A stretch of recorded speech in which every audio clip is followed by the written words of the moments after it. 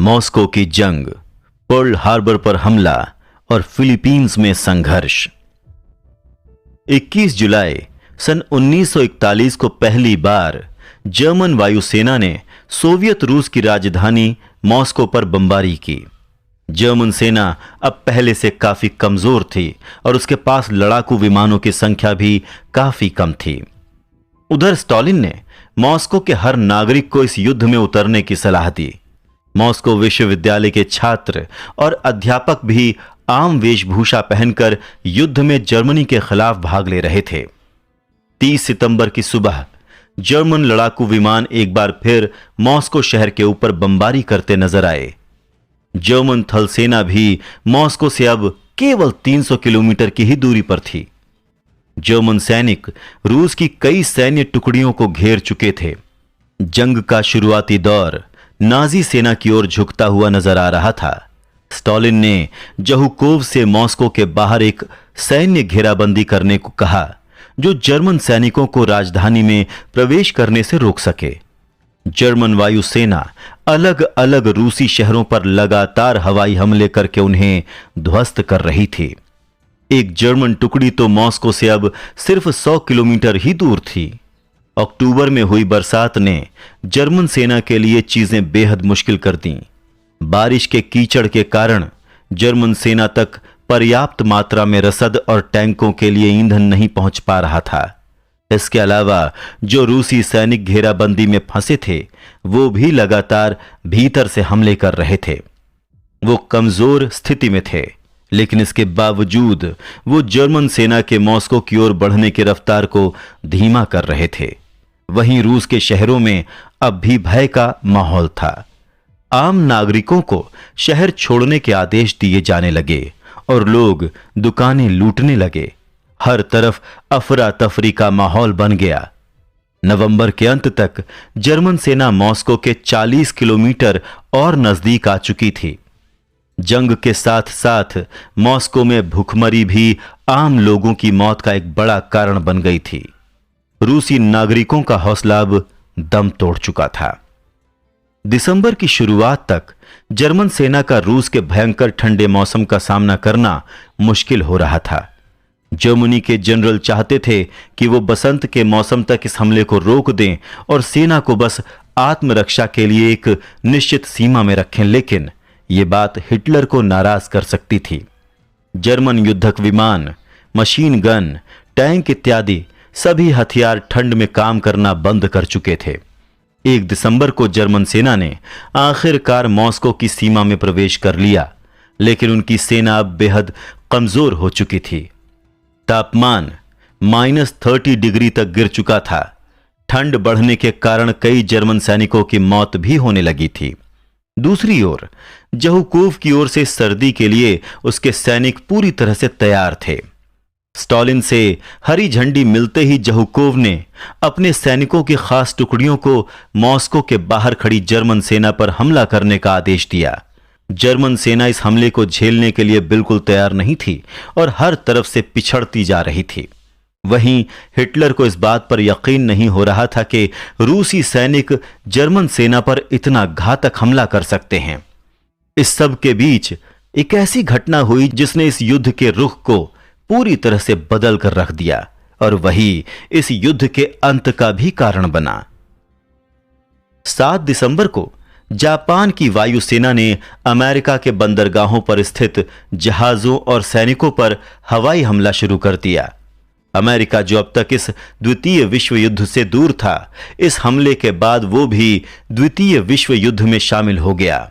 जापानी सेना द्वारा राजा हिरोहितो को जंग की शुरुआत करने के दस्तावेजों पर हस्ताक्षर करने के लिए मजबूर किया गया।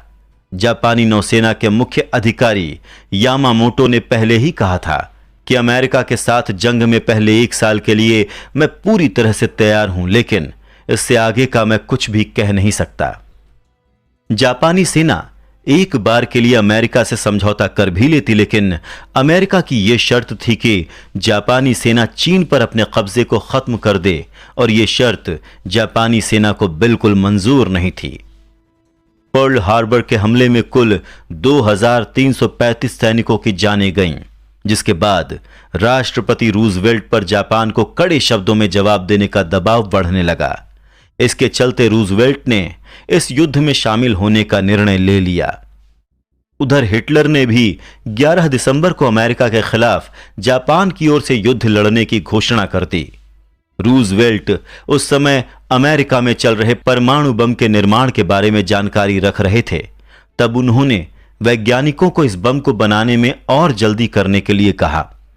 उस वक्त शायद ही कोई जानता होगा कि जिस बम को रूजवेल्ट जापान पर गिराने वाले हैं वो कितना खतरनाक होने वाला है। रूजवेल्ट को कोई अंदाजा नहीं था कि यह इतिहास का सबसे खूनी हमला होने वाला है और इससे भविष्य में जंग करने के तौर तरीके पूरी तरह से बदलने वाले हैं। साल 1941 चीनी सेना के लिए पहले ही तुलना में बेहतर रहा। इसका कारण था कि जापानी सेना किसी एक स्थान पर संगठित नहीं थी, जिसके कारण वो ज्यादा हमले नहीं कर पा रहे थे। वहीं चियांग काई शेक ने चीनी सेना को गुरिल्ला युद्ध लड़ने के आदेश भी दे दिए, जो कई बार चीनी सैनिकों के लिए काफी सफल रहा। लेकिन चीन में इस दौरान राष्ट्रवादी और कम्युनिस्ट दोनों ही सेनाओं के बीच में कई बार झड़पें हुईं। कम्युनिस्ट रूस तो यही चाहता था कि चीन में कम्युनिस्ट पार्टी ज्यादा ताकतवर बने। सोवियत पार्टी ने चीनी कम्युनिस्ट पार्टी के सैनिकों को अपने बूते पर सैन्य प्रशिक्षण देना शुरू कर दिया, ताकि चीन की राजनीति में वो कम्युनिस्ट पार्टी की पकड़ को और मजबूत कर सके। चीन और जापान के बीच इस दौरान कई छोटे हमले हुए, जिसमें हर बार की तरह इस बार न सिर्फ चीनी सैनिकों को ज्यादा नुकसान झेलना पड़ा, बल्कि जापानी सैनिक भी काफी बड़ी संख्या में घायल हुए थे। जापान ने सोवियत रूस के साथ 5 साल के लिए शांति समझौता कर रखा था। इसीलिए जब हिटलर ने ऑपरेशन बारबरोसा के वक्त जापान से रूस पर दूसरी ओर से हमला करने को कहा, तो जापान ने ऐसा करने से साफ मना कर दिया था।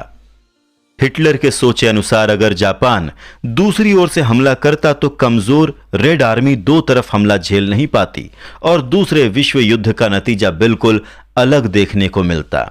उधर जापानी सेना ब्रिटिश सरकार के अधीन देश म्यांमार और भारत पर भी हमले की योजना बना रही थी। ब्रिटेन ने चियांग काई शेक की राष्ट्रवादी पार्टी को सीमा की सुरक्षा के लिए कई महत्वपूर्ण संसाधन उपलब्ध कराए। पर्ल हार्बर पर हमले के एक दिन बाद जापान का फिलीपींस अभियान शुरू हो गया था। अमेरिका फिलीपींस की सरकार को समर्थन दे रहा था, इसीलिए रूजवेल्ट ने लाखों की संख्या में अमेरिकी सैनिक फिलीपींस के द्वीपों पर भेजे थे। मगर जापान तब भी अमेरिका पर भारी पड़ रहा था। जापानी सेना के पास युद्धक विमानों का बेड़ा अमेरिका से काफी बड़ा था।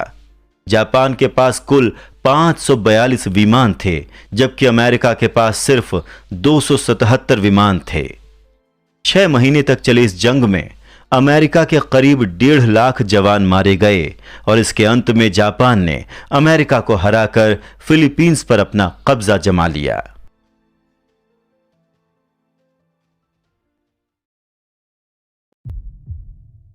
जापानी अतिक्रमण और बैटल ऑफ मिडवे, फरवरी से जून 1942 तक।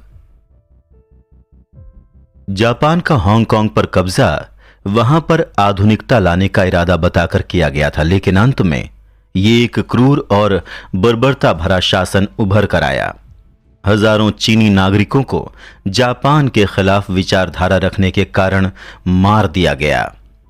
चोरी करने वालों के सर गलियों में सबके सामने काटकर लटका दिए गए। भारतीय मूल के नागरिकों के साथ शुरुआत में ठीक से बर्ताव किया गया था, लेकिन धीरे धीरे उनके साथ भी बाकियों जैसा व्यवहार किया जाने लगा। भारत में भी जापान द्वारा अफवाहें फैलाई जा रही थीं, जहां जापानियों को ब्रिटिश सरकार से मुक्ति दिलाने वालों के रूप में देखा गया। ज्यादातर देशों के साथ भी यही किया गया।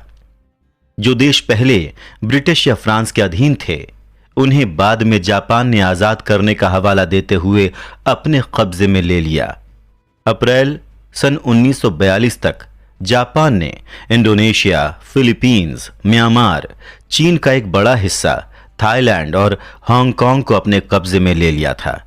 अब जापानी सेना अमेरिका की ओर आगे बढ़ना चाहती थी। जापानी नौसेना के जनरल यामामोटो ने हवाई द्वीप समूह को अपने कब्जे में लेने की योजना बनाई। हालांकि हवाई द्वीप समूह जापान के लिए इतना महत्वपूर्ण नहीं था, लेकिन यामामोटो का मानना था कि इससे अमेरिकी सेना को लगेगा कि हवाई द्वीप से जापान द्वारा हमले किए जा सकते हैं, इसीलिए अमेरिकी सेना अपनी पूरी ताकत के साथ इसे बचाने में लग जाएगी। यामामोटो ने इस पूरे हमले की एक विस्तृत योजना बनाई थी जो खतरों से भरी थी, मगर यामामोटो को इस बात का बिल्कुल अंदाजा नहीं था कि अमेरिकी सेना ने पहले ही जापानी सेना की इस योजना का अपने गुप्तचरों द्वारा पता लगा लिया था। 3 जून सन 1942 को यामामोटो ने अपनी योजना के अनुसार इस हमले को शुरू कर दिया और जापानी जहाज मिडवे द्वीप समूह की ओर रवाना कर दिए। 4 जून को सुबह 5 बजे के करीब अमेरिकी सैनिकों ने इन जहाजों को देख लिया और सेना को इसकी जानकारी दी। उसके बाद अमेरिकी लड़ाकू विमान जापानी जहाजों पर हमला शुरू करने लगे। 3 दिन तक चले इस हमले में जापानी नौसेना को अब तक का सबसे भारी नुकसान हुआ। उनकी फ्लीट करियर पनडुब्बियों के साथ 300 से भी अधिक विमानों को इस छोटे से अंतराल में खत्म कर दिया गया। इस हमले में अमेरिका के कुल 306 जवानों की जानें गईं, तो वहीं जापान का यह आंकड़ा 3000 से भी अधिक का था।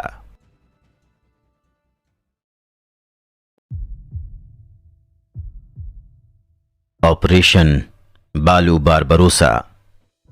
इटली को मिस्र और लीबिया पर हमले से कुछ ज्यादा हासिल नहीं हुआ। स्थिति को हाथ से निकलता देख उसने हिटलर से सैन्य सहायता मांगी। हिटलर ने जर्मन सेना की कुछ टुकड़ियां वहां पर भेजीं और मित्र राष्ट्रों की सेना को पीछे ढकेल दिया। उधर मुसोलिनी के करीबी नेता अब उससे काफी असंतुष्ट रहने लगे थे। उन्हें लग रहा था कि मुसोलिनी सिर्फ हिटलर की कही बातों को मानता है।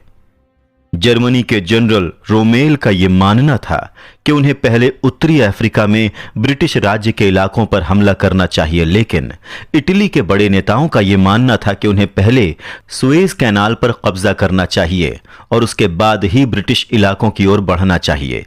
चूंकि अब अमेरिका भी द्वितीय विश्व युद्ध की जंग में शामिल था, इसलिए चर्चिल ने रूजवेल्ट से अमेरिकी सेना के कुछ आधुनिक टैंक मांगे।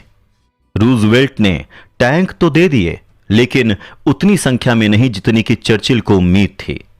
एक बार फिर अमेरिका से चर्चिल को लगभग खाली हाथ लौटना पड़ा। जंग के आखिरी क्षणों में अमेरिकी लड़ाकू विमानों ने इस युद्ध को मित्र राष्ट्रों की ओर झुका दिया और जर्मन सेना, जो एक आसान जीत की आस लगाए बैठी थी, इस झटके को बर्दाश्त नहीं कर पा रही थी।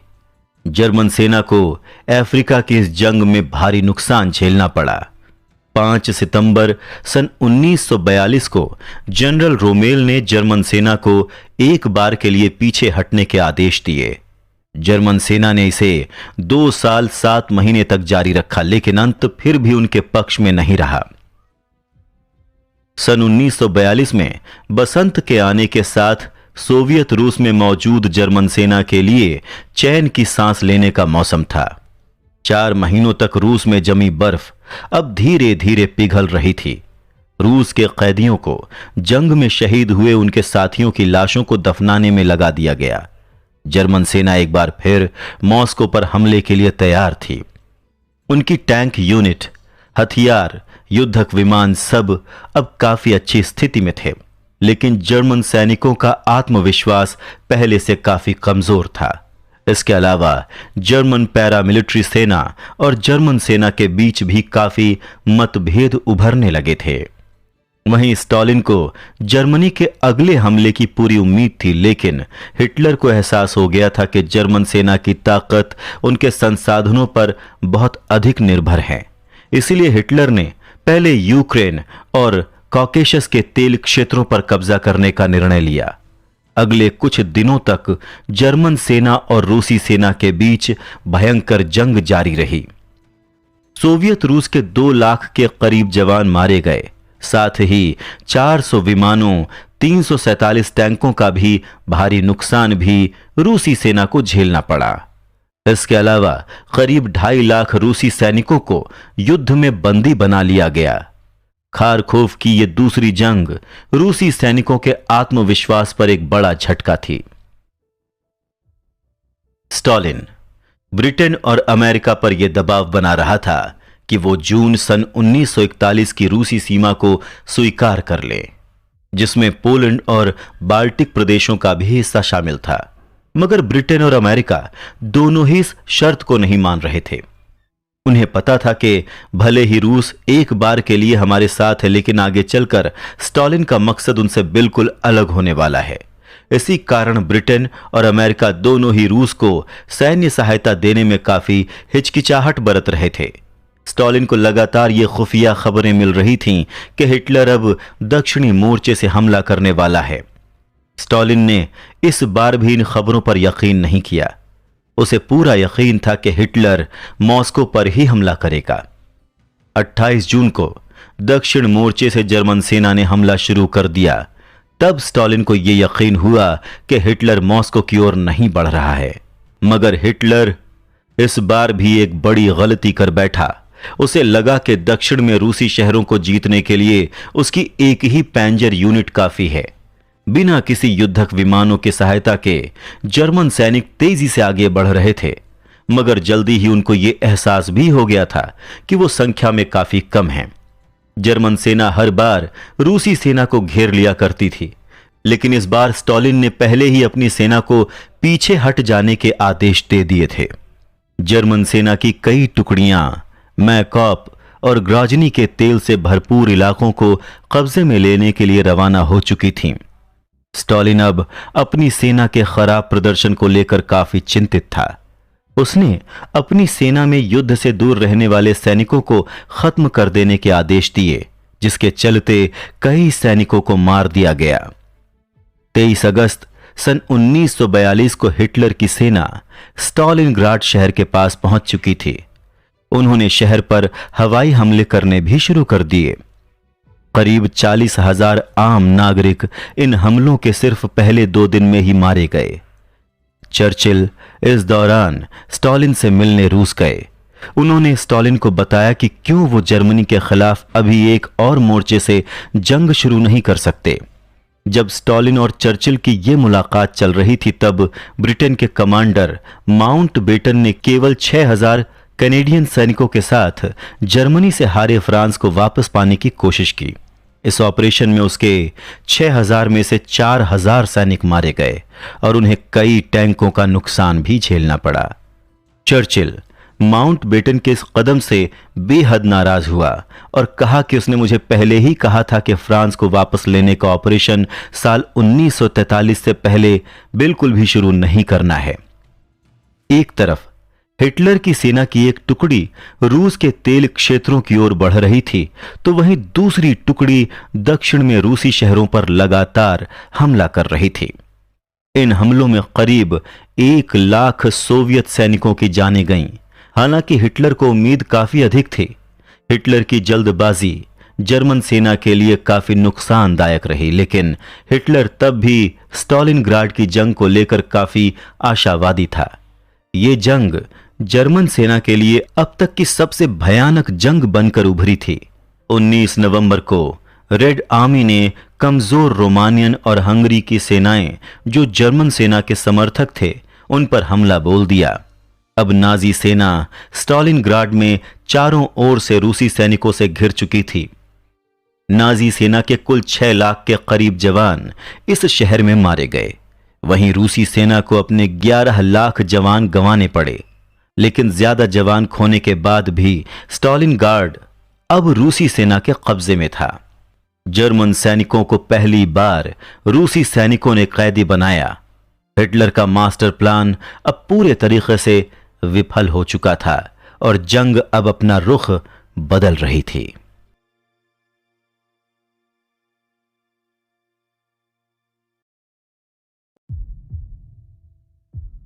ऑस्ट्रेलिया के लिए जंग। रूजवेल्ट और चर्चिल की एक मुलाकात में ब्रिटिश और अमेरिकी दोनों सेनाओं को एक निश्चित इलाका जापान के खिलाफ लड़ने के लिए दिया गया। एक तरफ जहां अमेरिकी सेना का जिम्मा प्रशांत महासागर में जापानी सेना को रोकना था, तो वहीं दूसरी तरफ ब्रिटिश सेना का जिम्मा बर्मा, चीन और भारत की सीमाओं को जापानी आक्रमण से बचाना था। 19 फरवरी सन 1942 को जापान ने ऑस्ट्रेलिया के द्वीपों को जीतने के लिए अपनी नौसेना का एक बड़ा टुकड़ा वहां भेजा, जहां ऑस्ट्रेलिया और अमेरिकी सेना संयुक्त रूप से सुरक्षा का जिम्मा उठाए हुए थी। जापानी सेना ने पहले अमेरिकी और ऑस्ट्रेलियाई सैनिकों पर हवाई हमला करके उन्हें कमजोर करने का सोचा और उसके बाद अपनी पैदल टुकड़ियां द्वीप पर भेजने की योजना बनाई। दूसरी ओर जो सैनिक पैदल टुकड़ियों में शामिल थे, उनके लिए ऑस्ट्रेलिया के जंगलों में बचना मुश्किल हो रहा था। उनके पास रसद की भी काफी कमी थी। ये जवान लगातार डेंगू, मलेरिया जैसी बीमारियों की भेंट चढ़ रहे थे। कुछ महीनों तक जापानी सैनिक इसी तरह से ऑस्ट्रेलिया के भीतर तक जाते रहे। 6 अगस्त को जापानी नौसेना और वायुसेना दोनों ने मिलकर ऑस्ट्रेलियाई सैन्य स्थलों पर हमला बोल दिया। वहीं अमेरिकी सेना को जापानी जहाजों के आने की भी जानकारी मिल चुकी थी। जापानी नौसेना के पास जो जहाज थे, वो उन्हें रात के वक्त दुश्मन को देखने और हमला करने का अच्छा मौका देते थे। पहले ही दिन अमेरिकी सेना ने कई जापानी जहाजों को ध्वस्त कर दिया, लेकिन उसी दिन रात में जापानी सेना के जवाबी हमले में अमेरिकी नौसेना को भारी नुकसान झेलना पड़ा। अमेरिकी सेना ने यह गलती दोबारा नहीं की। इस बार उन्होंने पहले इन जापानी जहाजों को खत्म करने का निर्णय लिया। जापानी सेना पर हुए इस हमले में उनके कई बेहतरीन जहाज, पनडुब्बियां इत्यादि डूब गए। रात के वक्त जवाबी हमले के दौरान जापान ने अमेरिकी सेना को कमजोर समझते हुए अपनी कुछ छोटी टुकड़ियां उतारीं, मगर अपनी इस गलती का भुगतान भी उन्हें उसी रात को करना पड़ा। अमेरिका और ऑस्ट्रेलिया के 1000 सैनिकों की इस छोटी सी टुकड़ी ने 800 जवानों को मार गिराया। इसके बाद कई महीनों तक जापान की ओर से नौसेना के दल भेजे गए, जिनमें से लगभग सभी अमेरिकी सेना द्वारा ध्वस्त कर दिए गए थे। जापानी सैनिकों के पास रसद की भारी कमी हो चुकी थी। यहां तक कि यह भी कहा जा रहा था कि उस वक्त जापानी सैनिक अपने मरे हुए साथी सैनिकों की लाशों को खाकर जिंदा रहे थे। इस पहली हार के बाद जापानी जनरल यामामोटो ने आसपास की सभी जापानी नौसेना की टुकड़ियों को ऑस्ट्रेलिया पर हमला करने का आदेश दिया, मगर तब तक बहुत देर हो चुकी थी और जापान पहले ही अपने काफी सैनिक खो चुका था। उधर अमेरिका की भी कई और टुकड़ियां ऑस्ट्रेलिया पहुंच चुकी थीं, जिन्हें जापानी सेना अपनी सभी कोशिशों के बाद भी हरा नहीं पाई। हालांकि ऑस्ट्रेलिया पर कब्जे की यह जंग द्वितीय विश्व युद्ध के अंत तक चलती रही। प्रशांत में अब तक जहां जापानी नौसेना का दबदबा था, वहीं अब उनकी जगह अमेरिकी नौसेना ने ले ली थी। इसका नतीजा स्टालिनग्राड में जर्मन सेना को देखना पड़ा था। ऐसा ही कुछ जापानी सैनिकों के साथ भी हो रहा था। स्टालिनग्राड में अपनी सेना की भयंकर हार को देखकर हिटलर अपना आपा बिल्कुल खो चुका था। उसने अपने सभी सैन्य अधिकारियों को गद्दार कहना शुरू कर दिया। जर्मनी के कई जनरलों को उनके पदों से तुरंत हटा दिया गया। वहीं स्टालिन अपनी इस जीत को देखकर बेहद उत्साहित था। उसने अब अपनी सेना को हमले को और आगे ले जाने का आदेश दिया। उसे जंग के नतीजे अपनी तरफ झुकते हुए नजर आ रहे थे, जिसकी कीमत लाखों की संख्या में रूसी सैनिकों ने अपनी जान देकर चुकाई। इसी दौरान हिटलर और उसके साथी देशों को टॉर्च और एलामाइन में अमेरिकी और ब्रिटिश सेना के हाथों हार का सामना करना पड़ा। चर्चिल से मुलाकात के दौरान रूजवेल्ट ने जर्मनी की करीबी फ्रेंच कॉलोनियों पर ब्रिटेन के साथ मिलकर हमला करने का वादा किया था। जब हिटलर को इस बात का पता चला कि उसका सबसे काबिल कमांडर रोमेल इस जंग में हार रहा है, तब उसने रोमेल को संदेश भेजकर कहा कि अपने सैनिकों से कह दो कि यहां से उनके पास 2 ही रास्ते हैं, या तो जीत या फिर मौत। ये जंग सिर्फ 7 दिन तक चली। जहां जीत के साथ मोरक्को और अल्जीरिया पर अब अमेरिकी व ब्रिटिश फौजों का कब्जा हो गया था।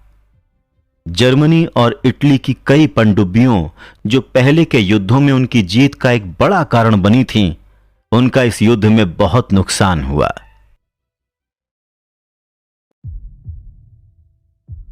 यूरोप में हालात 1942 से 1943 तक।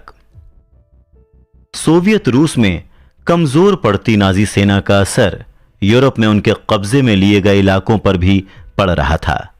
हिटलर ने जर्मन सेना के कब्जे वाले इलाकों से संसाधनों की खुलेआम लूट करनी शुरू कर दी, ताकि स्टालिनग्राड में घिरी सेना को रसद पहुंचाई जा सके। जर्मन सेना अब जानबूझकर कई शहरों के लोगों को भूखे मार रही थी। पोलैंड में यहूदियों के खिलाफ चल रहा कत्लेआम अपने चरम पर था।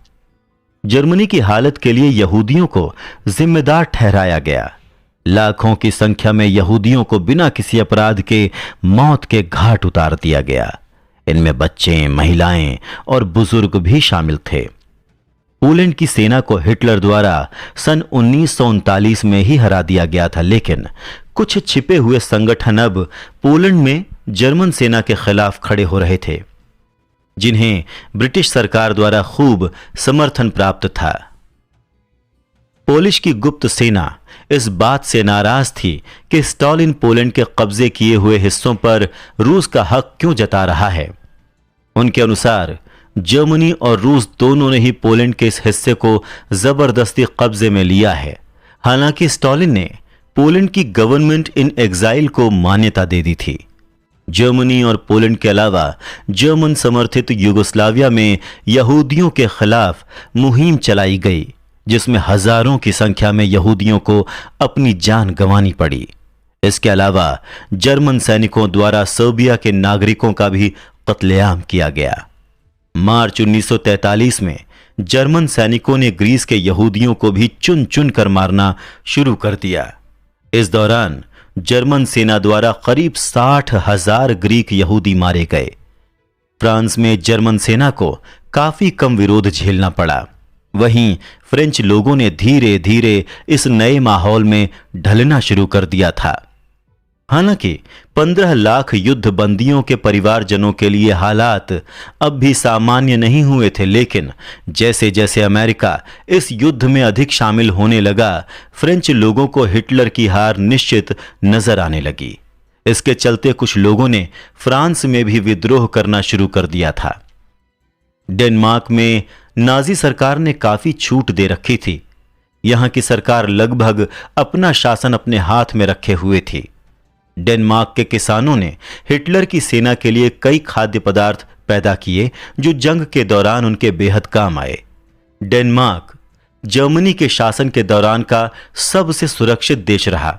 यहां के लगभग सभी यहूदी स्वीडन भेज दिए गए। इसके अलावा नाजी सेना भी यहां के नागरिकों के प्रति इतनी क्रूर नहीं थी जितनी वो बाकी देशों के लोगों के साथ थी। पोलैंड के अलावा नॉर्वे में गुप्त सेना का निर्माण किया गया, जिसे ब्रिटेन द्वारा खुलकर समर्थन मिला। इसके बाद चेकोस्लोवाकिया में जर्मन सेना ने बेहद क्रूरता दिखाई। यहां के विश्वविद्यालयों को जबरदस्ती ताले लगा दिए गए। विरोध करने वाले विद्यार्थियों को उसी स्थान पर गोली मार देने के आदेश दे दिए गए। यहां से कई लोग इंग्लैंड जाने लगे और वहां जाकर रॉयल सेना में भर्ती होकर जर्मनी के खिलाफ लड़ने लगे।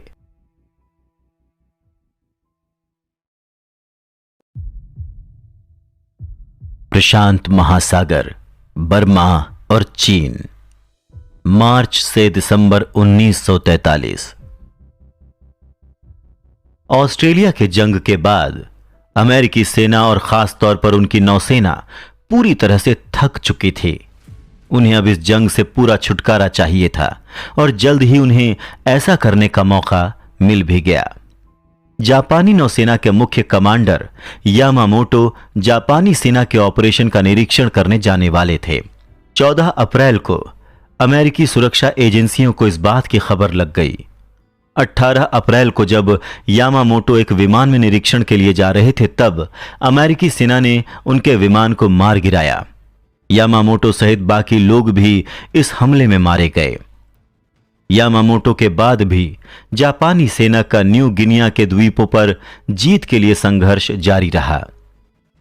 अमेरिकी सेना के भारी हमलों के दौरान जापानी सैनिक जंगलों के भीतर छुप जाते थे और मौका मिलने पर छिपकर अमेरिकी सैनिकों पर वार किया करते थे। इस दौरान अमेरिकी सेना ने कई सारे छोटे छोटे द्वीपों पर अपने नेवल बेस बना लिए थे, जहां जापानी सेना की पहले से कोई उपस्थिति नहीं थी। इसी कारण अमेरिकी सेना को इस दौरान कोई नुकसान नहीं हुआ। न्यू जॉर्जिया द्वीप के जंगलों में जापानी सैनिक छिपकर वार किया करते थे। अमेरिकी सेना को ऐसे जंगलों में लड़ने का कोई अनुभव नहीं था। 6 अगस्त को 4 जापानी जहाज ऑस्ट्रेलिया के तट की ओर अपने सैनिकों के साथ आ रहे थे, लेकिन जापानी सेना की बदकिस्मती रही कि वो अमेरिकी सेना के राडारों की पकड़ में आ गए। वहीं अमेरिकी सेना ने इन जहाजों को बचकर जाने का कोई मौका नहीं दिया और लगातार हमला करना जारी रखा। जापान के 4 में से 3 जहाज डूब चुके थे और करीब 900 जापानी जवान इस घातक हमले में मारे गए थे। लेकिन इन द्वीपों पर जापानी सेना तब भी अमेरिकी सेना को काफी कड़ी टक्कर दे रही थी। उनके पास बेहतरीन बंकर और जंगलों में छापेमार युद्ध करने की जबरदस्त तकनीक थी। वहीं अमेरिका को जापानियों से एक छोटा सा द्वीप लेने के लिए भी हजारों की संख्या में सैनिकों की जान गंवानी पड़ी थी। अमेरिका में जब इन सैनिकों के परिवारों ने अपने परिवार के जवानों को मरते हुए देखा तो वहां भी अमेरिकी सरकार की आलोचना की जाने लगी। चीन में जापानी सेना के कब्जे को लेकर रूजवेल्ट का यह मानना था कि चीन में अमेरिकी सेना लड़ाकू विमानों से जापानी सेना पर बमबारी करेंगे, लेकिन अमेरिकी कमांडर स्टीवेल का मानना था कि अमेरिकी सेना को चीन में जापानियों से जमीनी स्तर पर लड़ाई लड़नी चाहिए।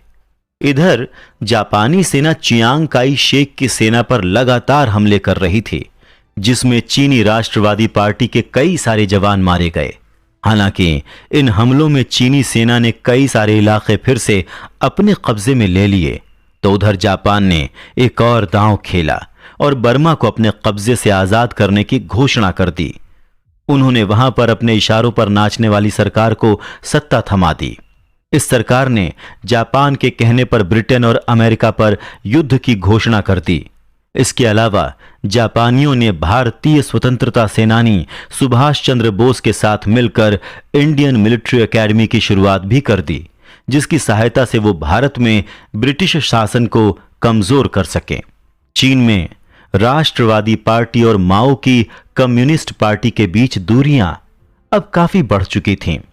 ब्रिटिश सरकार को यह गुप्त जानकारी मिली कि चीन की कम्युनिस्ट पार्टी ने जापानी सेना के साथ पहले से समझौता कर लिया है, जिसके अंतर्गत दोनों सेनाएं एक दूसरे पर हमला नहीं करेंगी। इस कारण चीन की कम्युनिस्ट पार्टी ने राष्ट्रवादी पार्टी की युद्ध नीति के अनुसार चलने से साफ मना कर दिया।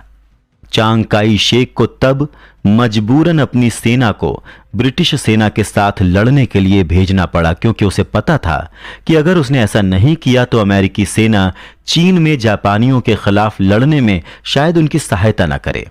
मगर जापानी सेना बर्मा में होने वाली इस जंग के लिए तैयार थी।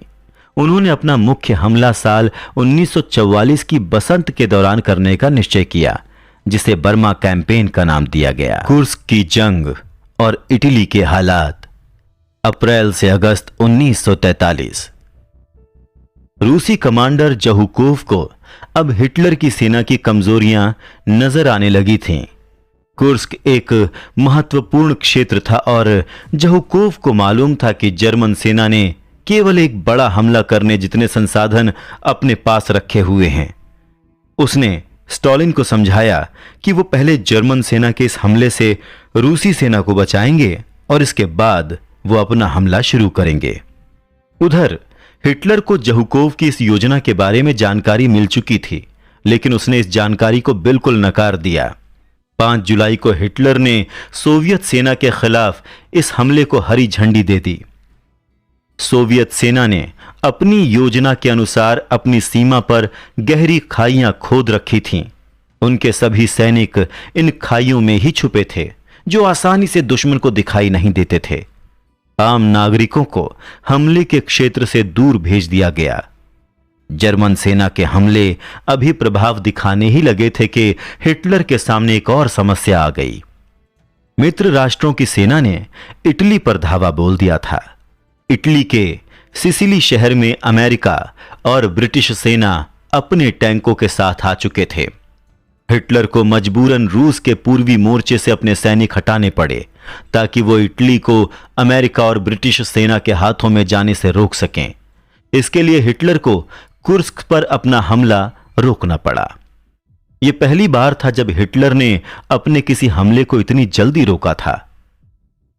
हिटलर के हमले बंद होने के साथ ही रेड आर्मी ने अपने हमले शुरू कर दिए। रेड आर्मी के इस हमले में जर्मन सेना को भारी नुकसान हुआ। हालांकि रूसी सेना को भी अपने इस हमले में बेहद क्षति पहुंची। हालांकि इटली पर हमला स्टालिन की योजना नहीं थी, लेकिन फिर भी उसका कुर्स्क की जंग पर भारी प्रभाव देखने को मिला। जर्मन सेना को इटली में भेजे जाने के कारण रूसी सीमा पर वो काफी कमजोर पड़ गए थे। सोवियत रूस का यह हमला 23 अगस्त तक जारी रहा। इस हमले के साथ ही जर्मन सेना को एक बार फिर हार का सामना करना पड़ा। जर्मन सेना के कुल 2 लाख जवान इस ऑपरेशन में मारे गए। वहीं रेड आर्मी के लिए यह आंकड़ा 4 लाख से भी अधिक रहा। रूसी सेना के पास अधिक संख्या में सैनिक होने के कारण वो अब भी जर्मन सेना के आगे काफी ताकतवर दिख रहे थे। इस जंग में हारने से एक हफ्ते पहले इटली में ही हिटलर और मुसोलिनी को मित्र राष्ट्रों की सेना से हार का सामना करना पड़ा। सिसिली अब मित्र राष्ट्रों के कब्जे में था। हिटलर को मुसोलिनी की सेना से जितनी उम्मीद थी उसका प्रदर्शन बिल्कुल वैसा नहीं था। वहीं इटली में मुसोलिनी की सरकार गिर गई। हालांकि नई सरकार ने भी जर्मनी की ओर से लड़ना जारी रखा, लेकिन मुसोलिनी अब जेल में था, जो हिटलर के सबसे करीबी इटालियन नेताओं में से एक था। 2 मोर्चों पर मिली करारी हार के बाद हिटलर बेहद मानसिक तनाव में आ गया था।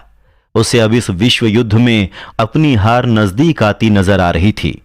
दूसरी ओर कुर्स्क में अपनी जीत से स्टालिन इतना खुश हुआ कि उसने खुद इस मोर्चे पर जाकर सैनिकों से मुलाकात करने की सोची। हालांकि उसका मुख्य मकसद रूजवेल्ट और चर्चिल को यह दिखाना था कि वो अकेले ही जर्मनी को हराने में कितना सक्षम है।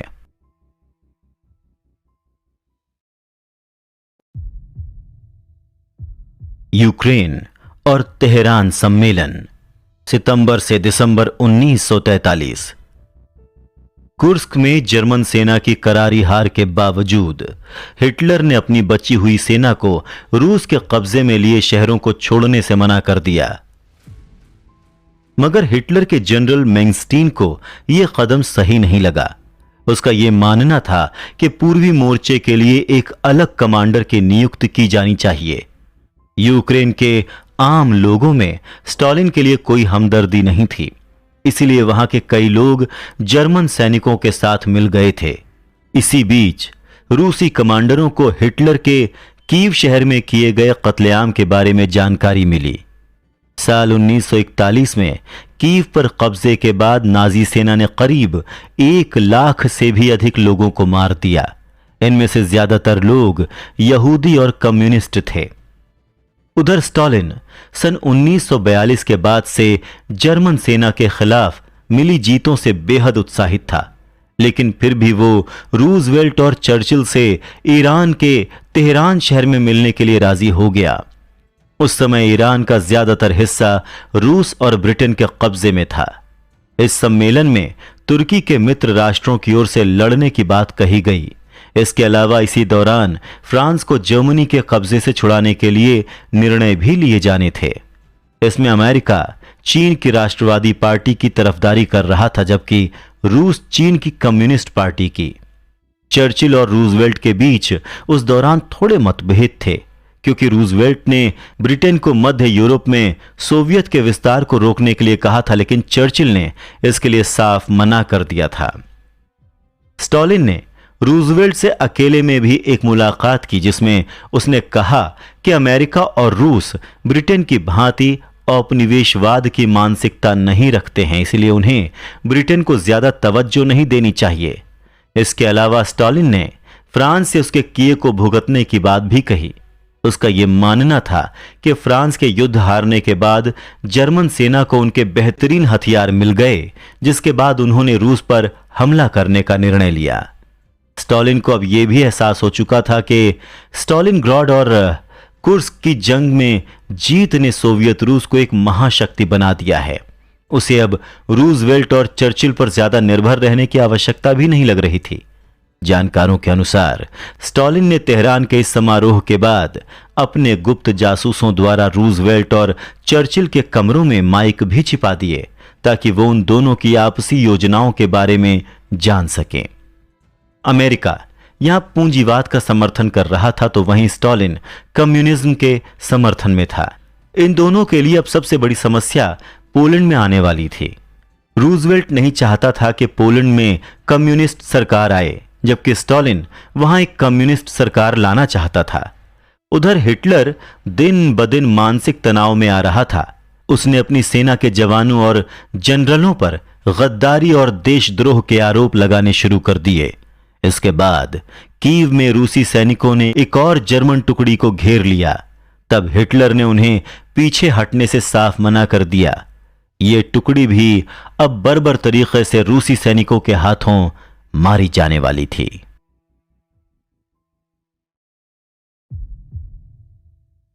सोवियत रूस का हमला और इटली का पतन। जनवरी 1944 से अप्रैल 1944 तक। इटली ने सिसिली में हार के बाद जर्मन सेना के ऊपर लड़ाई की जिम्मेदारी सौंप दी। उन्होंने अपनी सेना को हिटलर को सौंप देने का निर्णय ले लिया। इटली के कई बड़े सैन्य अधिकारी नए कमांडरों और शाही परिवार के इस निर्णय से खुश नहीं थे। जब अमेरिकी और ब्रिटिश सेना इटली के और अंदर आने लगी, तब कई मोर्चों पर इटालियन सैनिकों ने जर्मन अधिकारियों के आदेश मानने से इनकार कर दिया। इसका भुगतान उन्हें अपनी जान गंवाकर करना पड़ा। 13 से 22 सितंबर सन 1943 के दौरान इटली और जर्मन सैनिकों में आपसी जंग छिड़ चुकी थी। आखिरकार एक सप्ताह तक लड़ने के बाद इटली की सेना ने जर्मनी के सामने हथियार डाल दिए। इटली को जर्मनी के खिलाफ आवाज उठाने के कारण करीब 1300 सैनिकों का नुकसान हुआ। करीब 7 लाख इटालियन सैनिकों को युद्ध में बंदी बना लिया गया। इसके बाद मुसोलिनी को जर्मन सैनिकों द्वारा जेल से आजाद करा दिया गया, लेकिन तब तक लगभग पूरे दक्षिणी इटली पर सिर्फ मित्र राष्ट्रों का कब्जा हो चुका था। उत्तरी इटली में मुसोलिनी ने नई पार्टी बनाई और मित्र राष्ट्रों के खिलाफ लड़ना अंत तक जारी रखा। जनवरी सन 1944 तक इतनी हारों के बाद भी जर्मन सेना संख्या में मित्र राष्ट्रों की सेना से काफी अधिक थी। करीब 95 लाख सैनिकों के साथ जर्मन सेना अब भी सोवियत रूस को कड़ी टक्कर दे रही थी। दूसरी ओर सोवियत सेना में कुल 65 लाख जवान शामिल थे। संख्या में कम होने के बावजूद रूसी सेना कई मायनों में जर्मन सेना से बेहतर थी। जर्मन सेना का आत्मविश्वास अपने न्यूनतम स्तर पर था। चारों तरफ से युद्ध छिड़ने के बाद उन्हें अपनी सेना को अलग अलग टुकड़ों में बांटना पड़ रहा था। इसके अलावा जर्मन वायुसेना लुफ्तवाद अब बेहद कमजोर हो चुकी थी, जिसके बूते पर हिटलर ने यूरोप पर कब्जा किया था। कई जगहों पर जहां जर्मन सेना को घेरा जा चुका था, रेड आर्मी के जवान इन सैनिकों को अत्यधिक क्रूरता के साथ मारते जा रहे थे।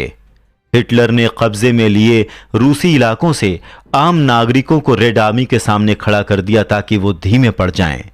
लाखों की संख्या में रूसी नागरिकों को इस युद्ध में घसीटा गया और जनवरी सन 1944 को लेनिनग्रेड में दोनों सेनाओं के बीच युद्ध शुरू हो चुका था।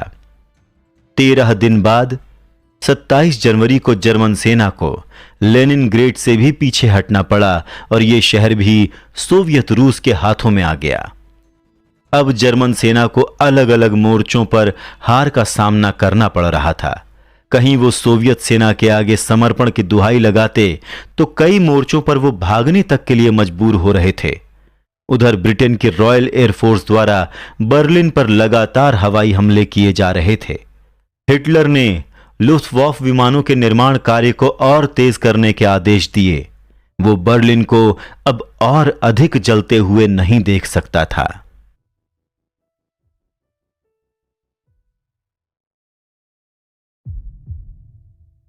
फ्रांस की आजादी और बर्लिन में हालात। अप्रैल से अक्टूबर 1944। 6 जून सन 1944 को आखिरकार मित्र राष्ट्रों ने फ्रांस को जर्मन सेना से मुक्त कराने के लिए जंग शुरू कर दी। ब्रिटिश जनरल डी आइजनहावर को इस ऑपरेशन का मुख्य कमांडर बनाया गया। मित्र राष्ट्रों को अपनी भारी सैनिक संख्या देखते हुए इस ऑपरेशन के लिए ज्यादा लंबा चलने की उम्मीद नहीं थी, लेकिन जर्मन सेना का कब्जे में लिया फ्रांस उनके लिए एक बेहद महत्वपूर्ण इलाका था। इसीलिए जर्मन सेना उसे अपने पास रखने के लिए एड़ी चोटी का जोर लगाने के लिए तैयार थी। वहीं जर्मनी के कब्जे वाले बाकी देशों की गुप्त सेनाएं भी फ्रांस की आजादी की इस जंग में मित्र राष्ट्रों की ओर से खड़ी हो गईं। आखिरकार 30 अगस्त को यह जंग फ्रांस को जर्मनी के कब्जे से आजादी मिलने के साथ खत्म हुई। जर्मनी अब पूरी तरह से कमजोर पड़ चुका था। बर्लिन का विनाश और हिटलर का हारना अब तय था। इस जंग में कुल 3 लाख जर्मन जवान मारे गए, जबकि मित्र राष्ट्रों के लिए भी यह कोई आसान जंग नहीं रही। उनके भी कुल 250 लाख से भी ज्यादा अधिक जवान इस जंग में मारे गए। दूसरी ओर बर्लिन में हालात काफी गंभीर हो गए थे। जर्मन लोगों को भी अब उनकी हार नजदीक आती दिख रही थी।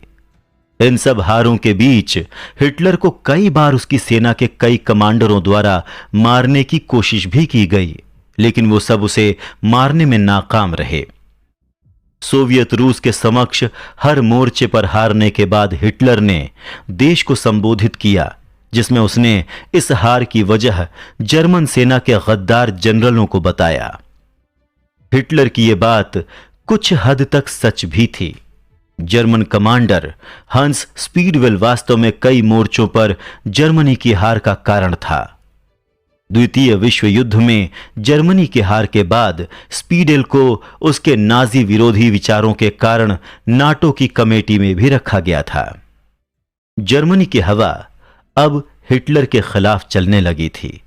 इसी बीच हिटलर ने अभिवादन के लिए भी नाजी सलाम अनिवार्य कर दिया, जो कि कई लोगों को नागवार गुजरा। उधर जर्मन सेना हर मोर्चे पर सोवियत सेना से हार रही थी और सोवियत सेना तेजी से जर्मनी की ओर बढ़ रही थी।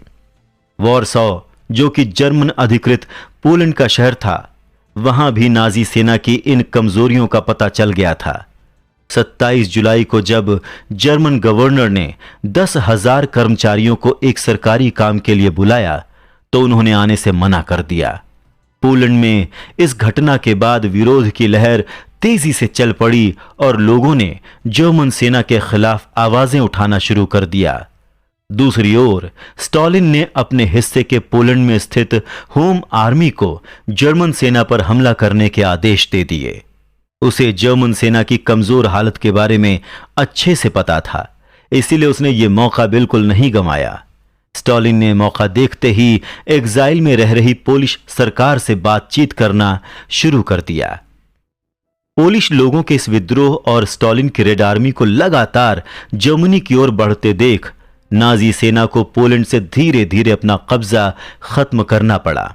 उधर अमेरिकी और ब्रिटिश सेना भी धीरे धीरे जर्मनी की ओर बढ़ रही थी। इस प्रकार हिटलर को अब अपने तीनों ओर से दुश्मन आते दिख रहे थे।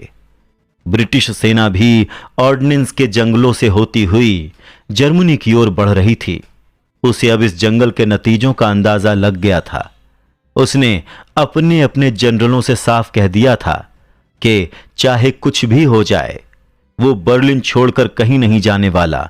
बजाय इसके वो अपनी जान देना बेहतर समझेगा। जर्मनी की हर तरफ से हो रही हार को देखते हुए अब लोगों को यह भरोसा हो गया था कि इस साल के अंत तक जंग खत्म हो जाएगी। मगर अभी इस जंग का सबसे भयानक मोड़ आना बाकी था, जिसकी किसी ने कल्पना भी नहीं की थी। प्रशांत महासागर में जापान और मित्र राष्ट्रों के बीच जंग इस दौरान काफी बढ़ चुकी थी। हालांकि जापानी सेना को इतनी सफलता हासिल नहीं हो रही थी, लेकिन फिर भी मित्र राष्ट्रों के बहुत से सैनिक इस जंग में मारे जा रहे थे। यूरोप में अब मित्र राष्ट्रों का अगला लक्ष्य था हंगरी। चर्चिल और स्टालिन हंगरी के आधे आधे हिस्सों पर शासन करने को राजी हो गए थे। हिटलर को किसी भी हालत में बुडापेस्ट को बचाना था ताकि दुश्मन सेना सीधी जर्मनी में प्रवेश न कर पाए, लेकिन कमजोर पड़ चुकी नाजी सेना अब मित्र राष्ट्रों की सेना को रोकने के लिए बिल्कुल भी समर्थ नहीं थी। 26 दिसंबर सन 1944 तक बुडापेस्ट को हर तरफ से घेर लिया गया। 80,000 से भी अधिक हंगेरियन और जर्मन सैनिक हर ओर फंस चुके थे। हिटलर के लिए हंगरी इसलिए भी महत्वपूर्ण था क्योंकि हंगरी के तेल क्षेत्र उसकी सेना के लिए ईंधन का आखिरी स्रोत थे। सोवियत सेना ने हंगरी से समर्पण के लिए कहा, लेकिन हंगरी और जर्मन सेना के मना करने पर सोवियत हमले और अधिक बढ़ गए। जनवरी सन 1945 के मध्य तक हंगरी की सेना ने सोवियत सेना के आगे हथियार डाल दिए। जिन जगहों पर जर्मन सैनिक लड़ना जारी रखना चाहते थे, वहां भी हंगरी के सैनिकों ने उनसे हथियार छीन लिए। सोवियत सेना अब बुडापेस्ट के अंदर तक आ चुकी थी। पूरे शहर में कत्लेआम मच चुका था। सोवियत सेना द्वारा हजारों बच्चियों और औरतों के साथ बलात्कार किए गए। जो लड़की ज्यादा आकर्षक होती उसे कई हफ्तों तक सिर्फ बलात्कार करने के इरादे से जिंदा रखा जाता था। बुडापेस्ट पर कब्जा कर चुकी सोवियत सेना अब अपने बर्लिन ऑपरेशन के लिए तैयार थी। स्टालिन ने जहुकोव को बर्लिन की ओर कूच करने के आदेश दे दिए।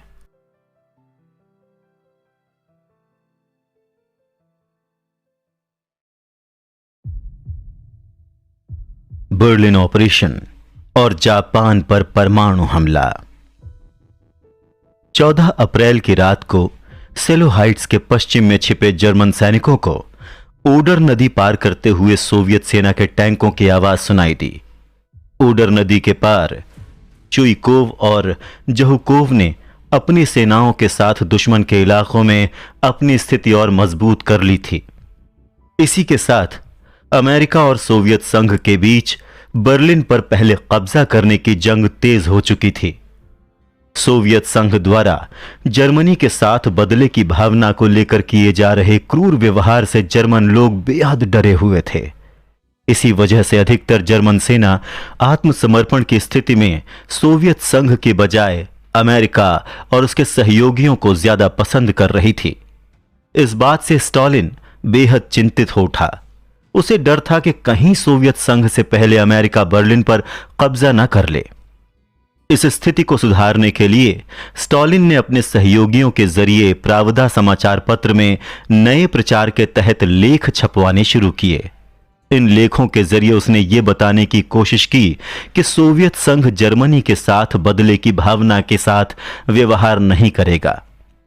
16 अप्रैल को जब मॉस्को में 5 बज रहे थे तो उस समय सोवियत सेना ने जर्मनी पर आक्रमण शुरू कर दिया। इस युद्ध में की गई गोलीबारी अब तक की सबसे भारी गोलीबारी थी। सोवियत सेना ने पहले ही दिन लगभग 9,000 बंदूकों के साथ 12,36,000 राउंड गोलियां चला दी।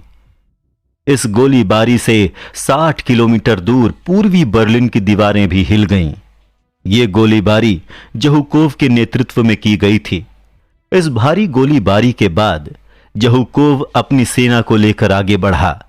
आमतौर पर जहुकोव किसी भी हमले से पहले सामने मौजूद जमीन को अच्छे से परखने के लिए जाना जाता था, लेकिन इस बार उसने एक चूक कर दी। सेलो हाइट्स की सुरक्षा को कम आंकते हुए उसने केवल हवाई जहाज से ली गई तस्वीरों पर भरोसा कर लिया। वहीं जनरल निकोलाई दाईं ओर से और चुइकोव बाईं ओर से अपनी अपनी सेना की टुकड़ी लेकर अच्छी प्रगति कर रहे थे। इसी दौरान कमांड पोस्ट में बैठे जहुकोव की घबराहट लगातार बढ़ती जा रही थी, क्योंकि उसकी सेना को आगे बढ़ने में बहुत सी मुश्किलों का सामना करना पड़ रहा था। जहुकोव को मालूम था कि अगर वो बर्लिन मिशन को पूरा करने में देर करता है तो स्टालिन उससे उसका पद छीन सकता है। इस बात से परेशान जहुकोव ने आगे बढ़ने की रणनीति बदल दी। उसने पैदल सेना को पीछे करके टैंकों को सैन्य पंक्ति में सबसे आगे कर दिया। जहुकोव के इस फैसले से आगे बढ़ रही सेना के बीच जाम की स्थिति पैदा हो गई। इसका फायदा उठाते हुए जर्मन सेना ने उन पर आक्रमण कर दिया। 16 अप्रैल की रात जहुकोव के लिए एक शर्मनाक रात साबित हुई। उसे स्टॉलिन को खबर करके यह बताना पड़ा कि सेलो हाइट्स को फतह करने में उसकी सेना आज नाकाम हुई है। मगर जहुकोव ने स्टॉलिन से यह वादा किया कि वो अगले दिन सेलो हाइट्स को जरूर फतह कर लेगा और जर्मनी का संघर्ष अब केवल कुछ ही दिन और चलेगा। दुश्मन सेनाओं को बर्लिन के करीब आता देख हिटलर बौखला गया। उसे लगने लगा कि उसके चारों ओर मौजूद साथी उसे धोखा दे रहे हैं। हिटलर को जब उसके विश्वसनीय साथी हिमलर द्वारा धोखे का पता चला तो उसके गुस्से की कोई सीमा नहीं रही। उसने हिमलर के सहयोगी फिगलैन को गोली मरवा दी, जो अपनी बीवी के साथ बर्लिन से भागने की तैयारी कर रहा था। फिगलैन की बीवी ईवा ब्राउन की बहन थी। फिगलैन की हत्या से कुछ घंटों पहले ही ईवा ब्राउन और हिटलर ने शादी की थी, जिसके गवाह बोरमैन और गोएबल्स बने। 29 अप्रैल की सुबह हिटलर अपनी नई नवेली दुल्हन को अपनी वसीयत लिखने के लिए कमरे में अकेला छोड़कर बाहर चला आया। उसके बाद उसने डोनित्स को रेक का राष्ट्रपति नियुक्त किया और गोबेल्स को रेक का चांसलर बनने के लिए चुना।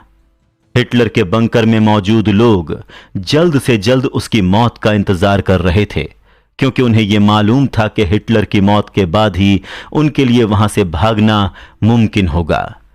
इसी दौरान सोवियत सेना की 2 डिवीजन स्प्री नदी पार करके जर्मनी के गृह मंत्रालय की बिल्डिंग पर कब्जा करने के लिए आगे बढ़ चुकी थीं। 30 अप्रैल की सुबह उन्होंने गृह मंत्रालय की बिल्डिंग, जिसे रिच स्टैग कहा जाता था, उस पर हमला शुरू कर दिया। बर्लिन पर सोवियत के कब्जे के प्रतीक के तौर पर स्टॉलिन ने इस बिल्डिंग को चुना था। इसी दिन सुबह हिटलर ने अपनी पालतू कुतिया ब्लॉन्डी पर साइनाइड की गोली का प्रयोग किया। वो ये पुष्टि करना चाहता था कि साइनाइड की गोलियां असर कर रही हैं या नहीं। वहीं गोली खाते ही ब्लॉन्डी की तुरंत मौत हो गई। इससे संतुष्ट होकर हिटलर ने अपने लिए गोलियां तैयार की। हाल ही में उसे पता चला था कि इटली में मुसोलिनी और उसकी बीवी को गोलियों से भूनकर उनकी लाशों को उल्टा लटका दिया गया था। हिटलर अपना ऐसा अंजाम बिल्कुल नहीं चाहता था।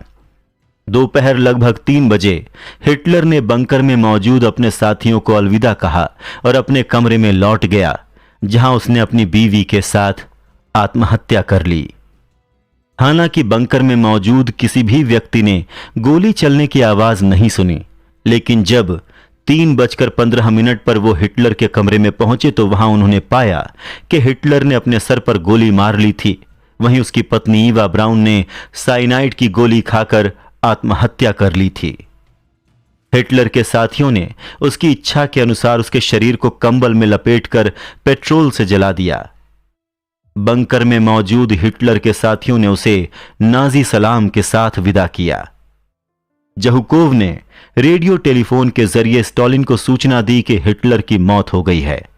स्टॉलिन ने तब अपने मार्शल से कहा कि जर्मन सेनाओं का समर्पण बिना किसी शर्त के ही स्वीकार किया जाए। डोनित्स ने उस दिन दोपहर को रेडियो पर हिटलर की मौत का ऐलान किया। इसके बाद गोबेल्स ने भी साइनाइड की गोली खाकर आत्महत्या कर ली। 2 मई की सुबह बर्लिन शहर में एक अजीब सा सन्नाटा छाया हुआ था। वहीं सोवियत सेना हिटलर के बंकर तक पहुंच चुकी थी, मगर उनके वहां पहुंचने से पहले ही बंकर में मौजूद हिटलर के साथी या तो भाग चुके थे या उन्होंने आत्महत्या कर ली थी। सोवियत सेना ने हिटलर के बंकर पर कम्युनिस्ट सोवियत संघ के लाल झंडे को लहरा दिया। ठीक उसी तरह का झंडा रिच स्टैग पर भी लहरा रहा था। सोवियत संघ द्वारा बर्लिन भी फतह किया जा चुका था। 12 अप्रैल सन 1945 को अमेरिकी राष्ट्रपति रूजवेल्ट की मृत्यु के बाद हैरी ट्रूमैन अमेरिका के अगले राष्ट्रपति बने। एक तरफ जहां ब्रिटेन और सोवियत रूस जर्मनी पर हुई अपनी जीत का जश्न मना रहे थे, वहीं दूसरी ओर अमेरिकी सेना अब भी प्रशांत महासागर के अलग अलग द्वीपों पर जापानियों के हाथों मारी जा रही थी। 16 जुलाई को ट्रूमैन का एक गुप्त संदेश मिला जिसमें लिखा था, बच्चे जन्म ले चुके हैं। ट्रूमैन समझ चुके थे कि अब इस द्वितीय विश्व युद्ध को विराम देने का समय आ चुका है। वो परमाणु बम को जापान पर इस्तेमाल करने का मन बना चुके थे। जब चर्चिल को इसके बारे में पता चला तो उन्होंने कहा था कि अब सोवियत रूस को जापान के खिलाफ इस जंग में शामिल करने का कोई अर्थ नहीं है। यह अकेला बम ही इस युद्ध को संभाल लेगा। मगर चर्चिल जल्द ही सत्ता से बाहर हो गए। ब्रिटेन में हुए चुनावों में उनकी हार हुई और क्लेमेंट एटली ब्रिटेन के नए प्रधानमंत्री बने। जापान को प्रशांत महासागर और चीन में लगातार युद्ध जारी रखते देख ट्रूमैन ने 6 अगस्त को जापान के शहर हिरोशिमा पर परमाणु बम गिराने का निर्णय लिया। वहीं अगर जापानी सेना बम गिरने के बाद भी समर्पण के लिए तैयार नहीं होती, तब अमेरिका नागासाकी को अगला लक्ष्य बनाएगा। 6 अगस्त की सुबह 3 अमेरिकी लड़ाकू विमान हिरोशिमा नगर के ऊपर नजर आए। उनमें से 2 में कैमरा इत्यादि रखे गए थे ताकि धमाके के प्रभाव को रिकॉर्ड किया जा सके। सुबह 8:15 पर हिरोशिमा शहर पर परमाणु बम गिरा दिया गया। इसके गिरने के 1 मिनट के भीतर ही 1 लाख लोग इसकी भेंट चढ़ गए। अमेरिकी पायलट भी इस त्रासदी को देखकर अवाक रह गए थे। इसके कुछ दिनों के भीतर अनगिनत संख्या में जापानी लोग परमाणु विकिरणों के प्रभाव से मारे गए। अमेरिका ने एक बार फिर जापानी सेना से समर्पण के लिए कहा और उन्हें चेतावनी दी कि यदि वो ऐसा नहीं करते हैं तो मौत उन पर आसमान से कहर बनकर बरसेगी। जापानियों ने इस चेतावनी को नकारते हुए समर्पण करने से इनकार कर दिया। अमेरिका ने 3 दिन बाद 9 अगस्त को नागासाकी पर भी परमाणु बम गिराया। कुल 80,000 आम नागरिक इस धमाके में मारे गए। जापान के शासक हिरोहितो ने सेना की मर्जी के बिना शांति समझौता स्वीकार कर लिया। अमेरिका ने जापान को अपनी मर्जी की सरकार चुनने का अवसर दिया और जितने भी इलाके इस युद्ध के दौरान जापानी सेना ने जीते थे, उन सब को जापानी सेना को छोड़ना पड़ा। जापान पर मित्र राष्ट्रों की सेनाओं के कब्जे के बाद सेना ने जापानी महिलाओं के साथ भी वैसी ही बर्बरता बरती जैसी हिटलर ने पोलैंड में, स्टालिन ने हंगरी व जर्मनी में और जापान ने चीन में बरती थी। हजारों महिलाओं का बलात्कार किया गया, मगर अब भी कई जापानी सैनिक अमेरिकी सेना के खिलाफ जंग छेड़े हुए थे। 2 सितंबर को जापान ने आधिकारिक तौर पर समर्पण करके दस्तावेजों पर हस्ताक्षर कर दिए और यहां पर इतिहास का सबसे खूनी संग्राम समाप्त हुआ। द्वितीय विश्व युद्ध को लेकर यूरोप के कई कवियों ने लिखा कि इस युद्ध में मानवता कहीं दूर दूर तक नजर नहीं आई। आम नागरिकों के साथ साथ महिलाओं और बच्चों तक को इस जंग की भेंट चढ़ना पड़ा। हर देश की सेना ने मानवता का हवाला देते हुए दूसरे की आलोचना की, लेकिन जब भी जिसे भी अवसर मिला हर किसी ने इसे शर्मिंदा किया। 7 करोड़ लोगों ने इस युद्ध में अपनी जानें गंवाईं। युद्ध तो शांत हो गया, मगर साथ ही ये संपूर्ण मानव समाज को इतिहास की इस बर्बरता पर चिंतन करने का काम सौंप गया।